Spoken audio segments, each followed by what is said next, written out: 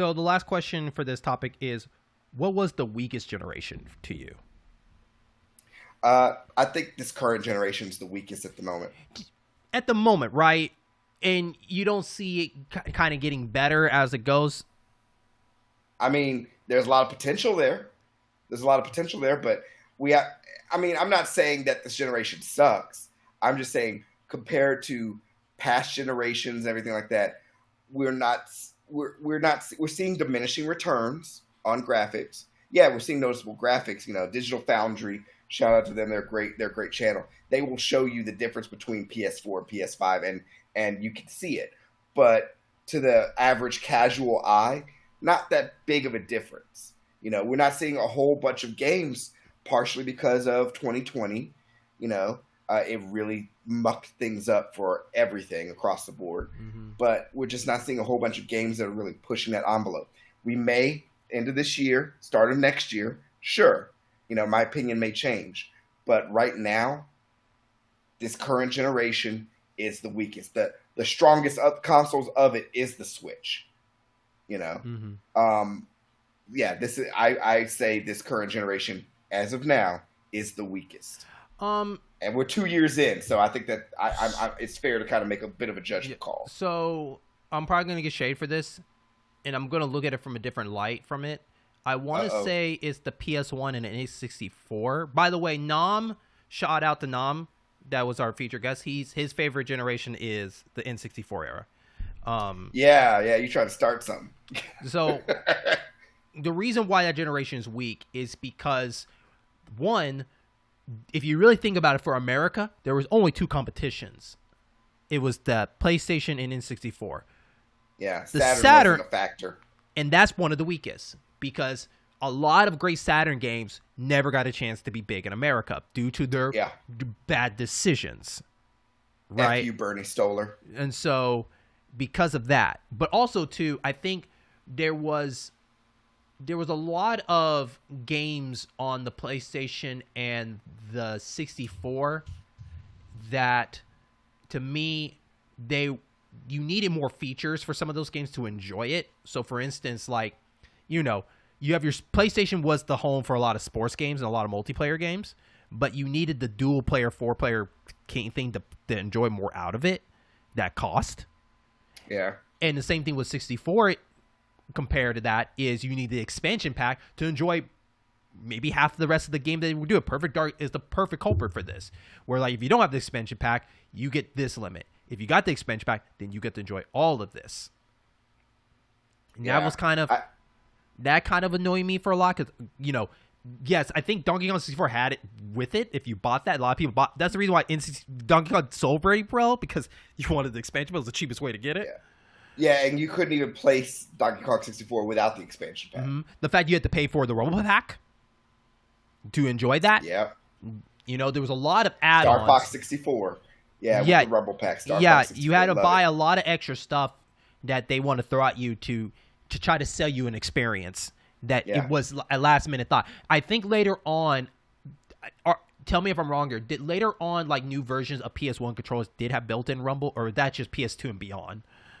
No. Later versions of PS1, you had the regular, and then you had the analog for PS1. Yeah, and that was, and it became the Dual Shock. Yeah, and that had the Rumble in it. Now, I think you might be confusing with PS3, which they had two different versions of the controller. You had the 6-axis, and then the Dual Shock 3 with the 6-axis. Well, whatever. Well, I guess I was trying to think that PlayStation later on, because I don't know what to argue, was Nintendo the first one to introduce rumbling in controllers in general. If they were, they were. They were. And I didn't know PS1 decided to make a built-in one around that same time, or was that just the PS2 that started it from there, or what? No, Sony aped it.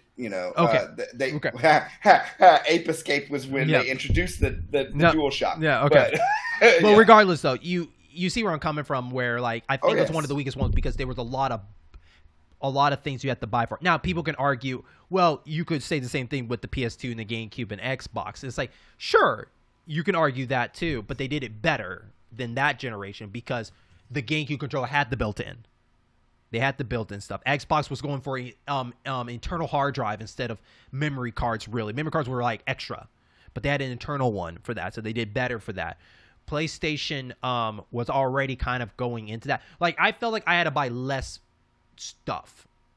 Like PS2, as long as I have a good memory card, I could really get almost every game I want on there. Because the built-in controller was all that kind of stuff. And had the built-in DVD and everything like that. GameCube, you had the 4-player slots, and the controllers for that. The only thing you would pay extra if you really want to try to combine the Game Boy Advance and all that together or any others attached. But the GameCube was fine by itself without any like extra A, B, and C.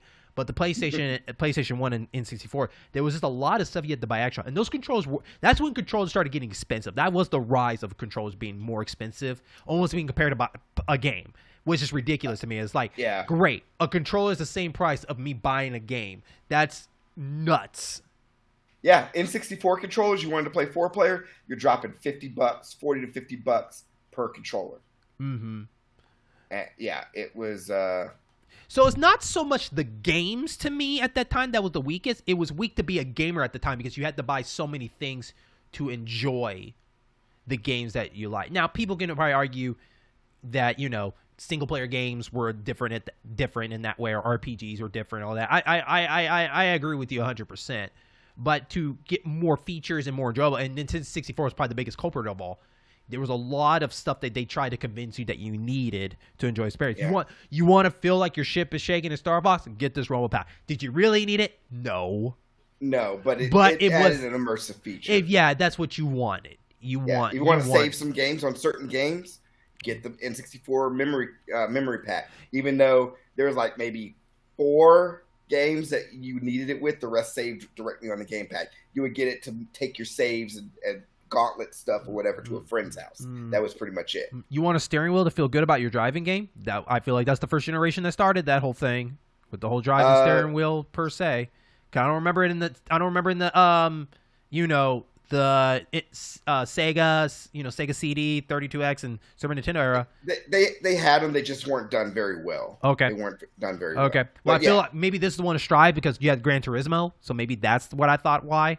Because of that. In Ridge Racer, which was a big thing at the time before Gran Turismo came. Yeah. Do you want to feel like Time Crisis have guns? Well, we got more guns for you, even though I thought that died off like years ago, but it kind of picked up a little bit for Time Crisis. Yeah, no, we had Time Crisis gun cons for PS1, 2, and 3. I mean, it is fun. I can't. That's one thing I can't shit on. The gun con is fun. It is fun. It felt cool with the click. Like it felt like a cool gun when you hear the click. Yes. Yeah. I wish it was as arcade accurate to have that recoil, but whatever. It's still fun. Mm-hmm. To correct myself, PlayStation 1 had 3 types of controllers. You had the analog. You had the digital, the original. Then you had the Dual Sense, which added the vibration, and then you had the Dual Shock. Mm-hmm. Yeah. So they would tell you in certain games, if you want that feature, you need this controller. I believe there were some games where you had to have a requirement controller or you would not be able to do it because some games you had to use analog. There were some you couldn't just use D-pad only. Yeah. So they made you pay more. The DualShock or the PS1, you could actually bring it up to the PS2 and use it on the PS2. Yeah. So that was nice. Now, could you argue that the Super Nintendo and the Sega era or the NES was the weakest? You could, but my only thing about it was the only thing weak from it was just expensive how the games were. But I don't remember paying so much extra. I remember once you have the console, the only thing you have to worry about is the games. Yes. That's the only thing I personally remember from it. I don't remember buying a lot of extra stuff for a particular game to enjoy it around that time. That's true. But here's the thing. There was much more fluctuation in game prices during the NES and Super NES era. Phantasy Star 4 was about $80 or $90. Mm-hmm. Earthbound was about $70. Yeah, $70. So it's really you're paying for the length or how robust the game is. So if it's not robust, then it's cheaper, I guess. More than likely, yeah. Okay. Yeah. And Lethal Enforcers on the Super Nintendo, with the Justifier and stuff like that. That was a certain price. That was expensive. So games would vary from $40, $30 or $40, all the way up to $100, and it Okay. was just all over the place back then. But but aside from that, what you say rings true. You didn't have to worry about as many accessories in the Super Nintendo Genesis Mhm. era. If you wanted to start messing with Neo Geo, that's another story, or Turbo Graphics, that's another story. Yeah, that's different, right? Because you have to remember in that generation there was a lot of other contenders, and it's funny. Xbox is probably the only one that made it through, but 3DO, Panasonic, all those crap, that Jaguar, all that stuff came and gone. They didn't last long. I will say Neo Geo outlasted because they actually had memorable titles on it. Yeah, and it was bigger. It was big in to this Japan. day. Japan's the one that kept it alive more. Yeah, Japan's the one that kept Turbo Graphics and Neo Geo alive. I agree. Yeah. I agree. They were niche or Cadillac machines here. It was like I'm not paying $500 for this console and $200 per game. Yeah, exactly. So, but I could be 100% wrong. I would love to hear people's comments and see what you think was the weakest generation for you. He says now is the weakest right now. I feel like still the PS1 and the N64, while the strongest I think is my GameCube time and my 360 time. I think it was one of my strongest times as a gamer. But it's your opinion. What do you think personally was the weakest time for you as a gamer?